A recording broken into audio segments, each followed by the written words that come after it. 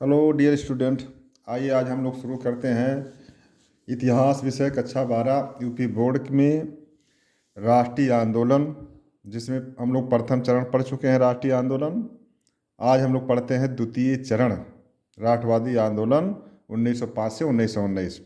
राष्ट्रवादी आंदोलन के विकास के द्वितीय चरण में उग्र राष्ट्रवाद का विकास हुआ। इस चरण में कांग्रेस के नेतृत्व में आवेदन नीति की असफलता ने देश के अंदर और खुद कांग्रेस के अंदर असंतोष पैदा कर दिया तथा 20वीं शताब्दी के आरंभ में एक नए तरुण दल का उदय हुआ, जिसके बारे में बंकिम चंद्र चटर्जी ने कहा है, कांग्रेस के लोग पदों के भूखे लोग और राजनीतिज्ञ हैं। वहीं अरविंद घोष ने कांग्रेस के बारे में बताया था, जो 1905 तक के पूर्व आंदोलन चला था उसके बारे में, कि कांग्रेस श्रमिक वर्ग से दूर है और क्षय रोग से मरने वाली है। अरविंद घोष ने कहा था कांग्रेस। इसी तरह से रविंद्रनाथ ठाकुर ने, स्वामी श्रद्धानंद ने भी कांग्रेस की आलोचना किया था। उदारवादी और अतिवादियों में वास्तव में संघर्ष 1895 से शुरू हो गया था। 1897 में तिलक के अनुयायी अमरावती अधिवेशन में गोपाल कृष्ण गोखले के विरुद्ध प्रदर्शन भी किया था। उग्र राष्ट्रवाद के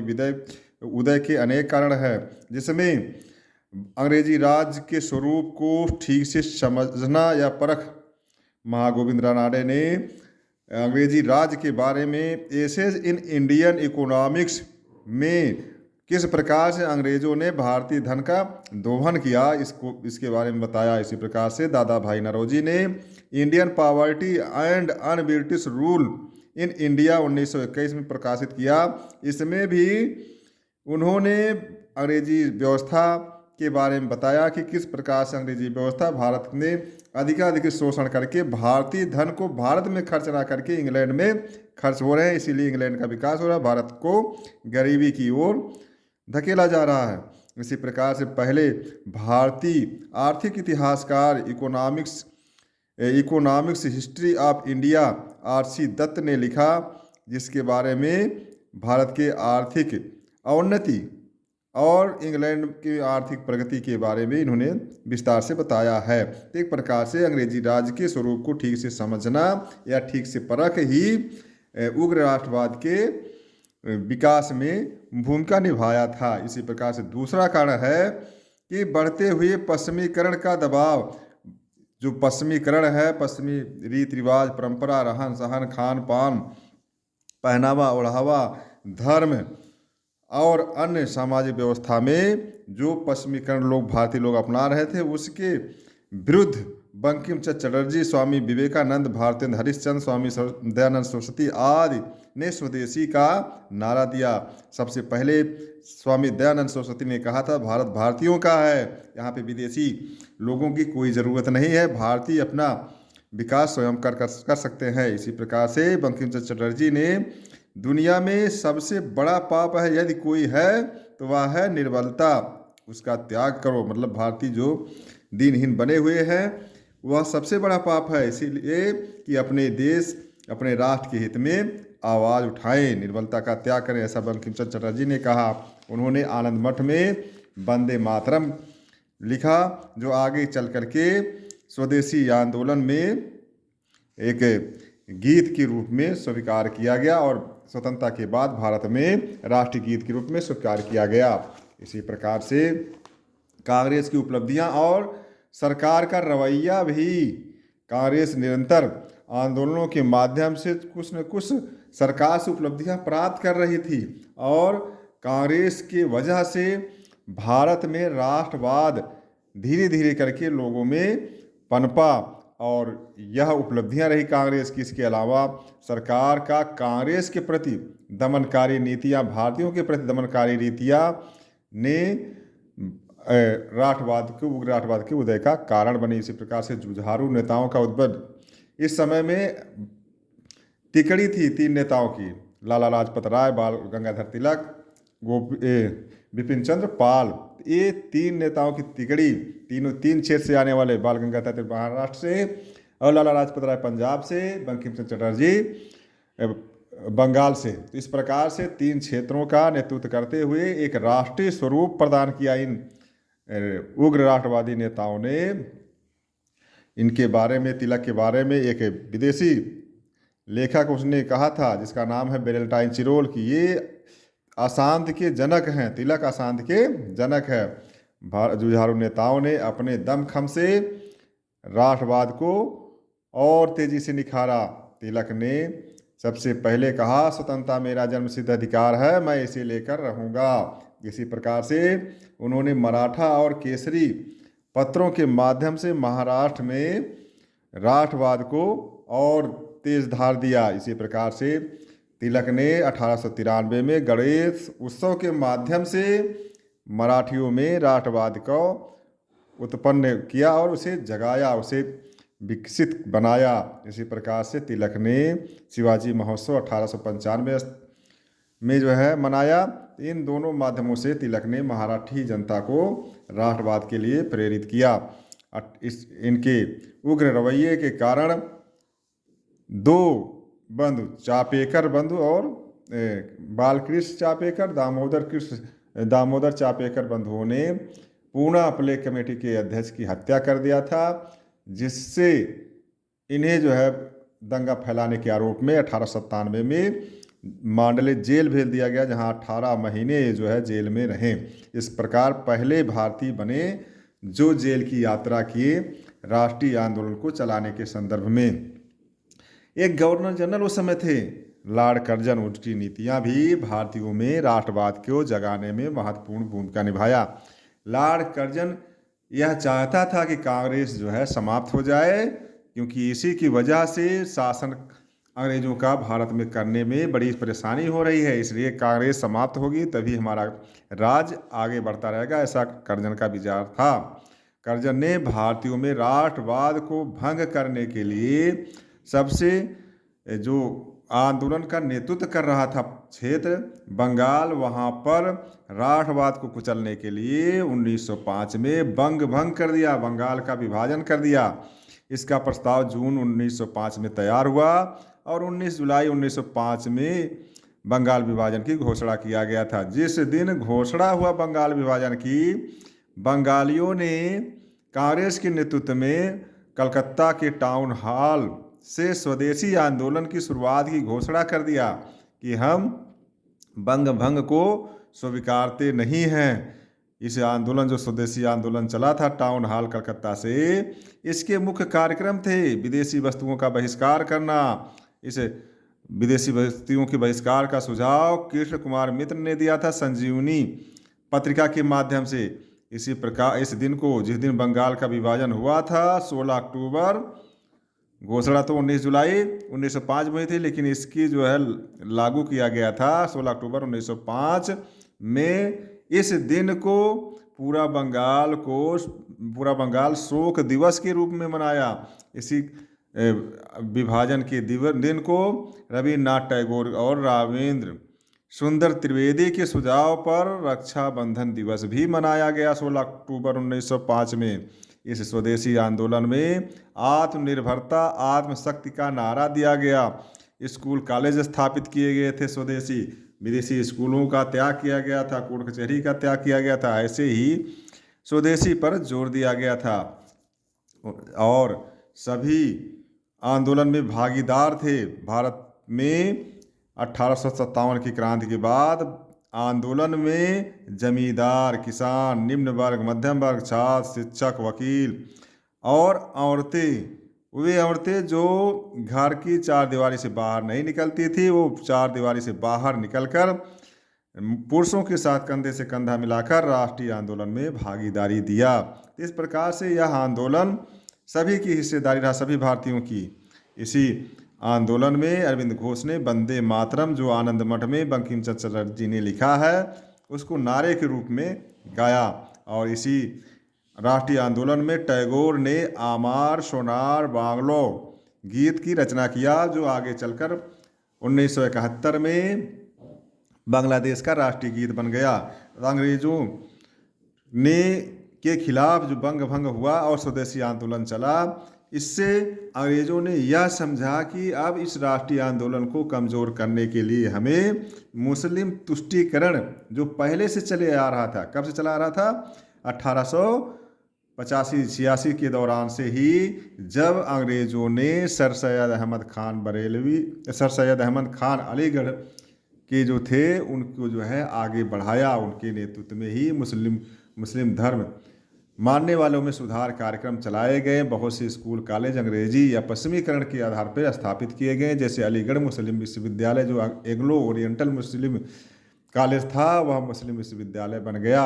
इस प्रकार से मुस्लिम तुष्टीकरण और 1905 में बंग भंग, साथ ही साथ 1909 में मालेमेंटो सुधार अधिनियम के तहत मुसलमानों को अलग से आरक्षण देकर यह बताया गया कि हम मुसलमानों के हितकारी हैं। और इन्हीं की प्रेरणा से, अंग्रेज़ों की प्रेरणा से, ढाका में दिसंबर 1906 में आगा खां और सलीमुल्लाह मोहसिन मुल्क और वकरुल मुल्क के नेतृत्व में एक अलग मुसलमानों की पार्टी बनी। कांग्रेस से अलग थी मुस्लिम लीग, और इसका काम था मुसलमानों के हित की रक्षा करना और साथ में सरकार का सहयोग करना। तो इस प्रकार से कांग्रेस को कमज़ोर करने के लिए अंग्रेज़ों की चाल स्वरूप मुस्लिम लीग का गठन हुआ। अब जब मुस्लिम लीग का गठन हो गया मुसलमानों के हित में, तो दूसरी तरफ अंदर खाने से मुसलमानों ने हिंदुओं को भी प्रेरित किया कि वो भी अपने दल का गठन करें। तो इसी प्रतिक्रिया स्वरूप 1909 में पंजाब हिंदू महासभा का गठन हुआ और 9 अप्रैल 1915 में हरिद्वार में अखिल भारतीय हिंदू महासभा का गठन हुआ, जिसमें जो है लाला लाजपत राय, मदन मोहन मालवीय, लाला लालचंद हरदयाल और बीडी सावरकर तथा मानिक चंद श्रद्धानंद जैसे लोगों का मुख्य योगदान रहा है। इस प्रकार से अंग्रेज़ों की चाल स्वरूप भारत में कांग्रेस को कमज़ोर करने के लिए हिंदू और मुस्लिम लीग के संरक्षण में अलग अलग दलों का गठन हुआ, जो अपने अपने हितों के लिए कांग्रेस को कमज़ोर करने पर तुले हुए थे। लेकिन कांग्रेस में लाल बाल की तिकड़ी ने अंग्रेज़ों के खिलाफ भारतीयों को एकजुट करके आंदोलन चला रहे थे। यहीं पर प्रथम बार हमें युवाओं के जोश का भी दर्शन होता है, जब युवाओं ने क्रांतिकारी आंदोलन को शुरुआत किया। यह भारत के राष्ट्रीय आंदोलन में प्रथम चरण है क्रांतिकारी आंदोलनों का। इसमें भारत में भी शुरू हुआ और भारत के बाहर भी सबसे पहला सक्रिय आंदोलन जो शुरू हुआ क्रांतिकारियों का, वह महाराष्ट्र, बंगाल, पंजाब के क्षेत्र में। महाराष्ट्र में बालकृष्ण दामोदर चापेकर जो तिलक के शिष्य थे, उन्होंने प्ले कमेटी, सीरेंड और एरेस्ट की हत्या करके शुरुआत किया। इन्हें जेल भेजा गया, बाद में फांसी दी गई। इसी प्रकार से बीडी सावरकर ने अभिनव भारत नामक संगठन का गठन करके 1904 में आंदोलन को आगे बढ़ाया। वहीं पर बंगाल में आंदोलन समिति, संध्या और युगांतर नामक पत्रिकाओं के माध्यम से बंगाल में क्रांतिकारी आंदोलन को आगे बढ़ाया गया। इसमें प्रफुल्ल चाकी, खुदीराम बोस जैसे लोगों का योगदान रहा। इन्हीं आंदोलनकारियों के खिलाफ अलीगढ़ षड्यंत्र कांड केस चलाया गया, जो अलीगढ़ कांड हुआ था प्रफुल्ल चाकी और खुदीराम बोस के द्वारा कराया गया था। उसमें के खिलाफ अलीगढ़ षड्यंत्र केस हुआ। वहीं पर रास बिहारी बोस यहाँ से आंदोलन से भाग करके विदेश चले गए, वहाँ पर आंदोलन को आगे बढ़ाया। विदेश में आंदोलन चलाने वाले क्रांतिकारी श्याम जी कृष्ण वर्मा थे। 1905 में इंडिया हाउस लंदन में गठन किया था। मैडम भीखाजी कामा जो है जर्मनी में चलाया।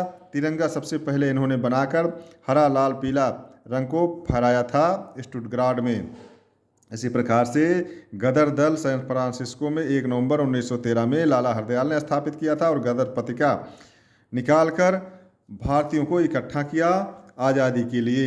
29 सितंबर 1914 में इसी गदर दल के नेतृत्व में ही कामागाटा मारू कांड हुआ, जिसमें 376 भारतीयों को कामागाटा मारू पोत से सिंगापुर से कनाडा ले जाने का प्रयास किया गया था, लेकिन यह निष्फल हो गया था। होम रूल लीग आंदोलन, उग्र राष्ट्रवादी आंदोलन जो चला था, उसमें एक महत्वपूर्ण आंदोलन है जिसमें तिलक और एनी बेसेंट की महत्वपूर्ण भूमिका है।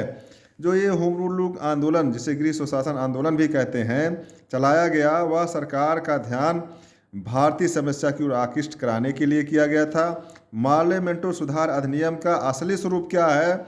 जो भारत की राष्ट्रीय आंदोलन को कमजोर करना था, हिंदू मुस्लिम को एक दूसरे से लड़ाना, यह स्वरूप जो है जनता के बीच बताना ही होम रूल आंदोलन का उद्देश्य था। इसी प्रकार से विश्व युद्ध के दौरान बढ़ती महंगाई से परेशान जनता को यह बताना कि इसकी सारी जिम्मेदारी विदेशी शासन की है।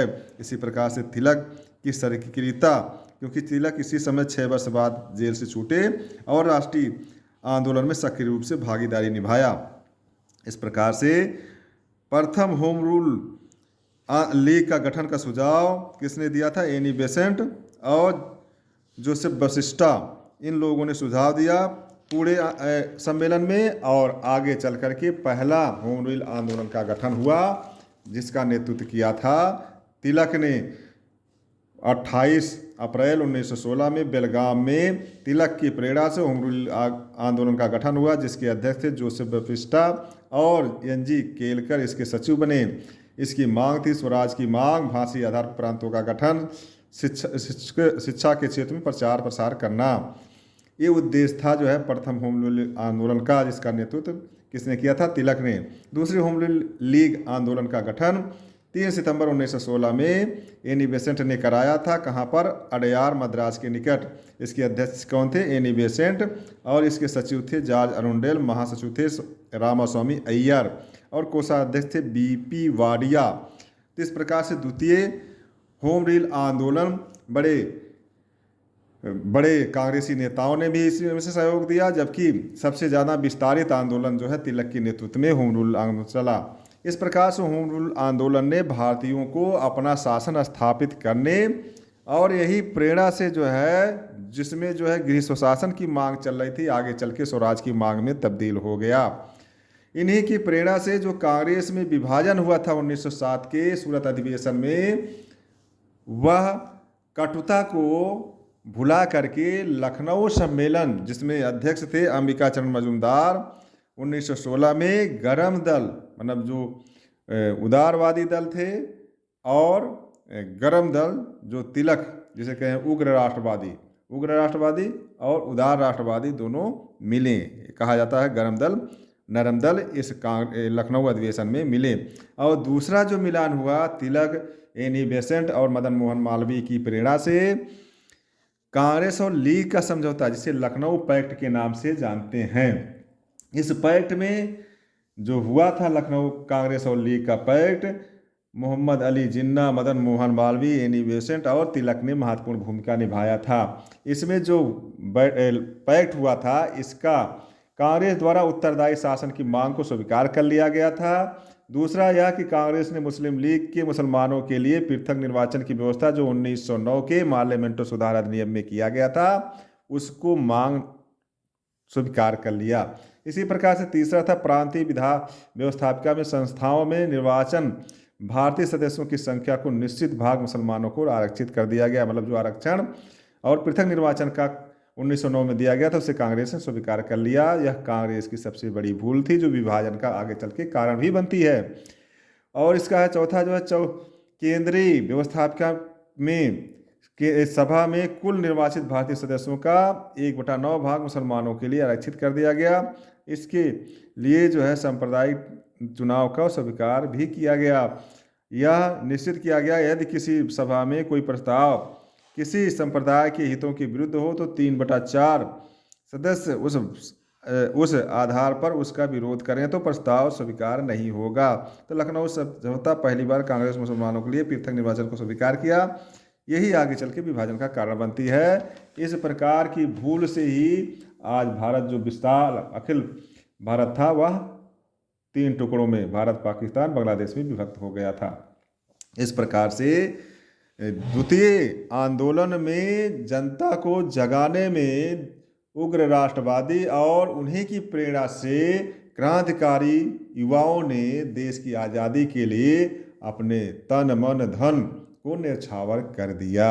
इस प्रकार से भारतीयों को जगाने में, जोश भरने में उग्र राष्ट्रवादी नेताओं की महत्वपूर्ण भूमिका थी, जिसमें लाला लाजपत राय और बाल गंगाधर तिलक, अरविंद घोष, बिपिन चंद्र पाल जैसे लोग जो है महत्वपूर्ण भूमिका निभाया।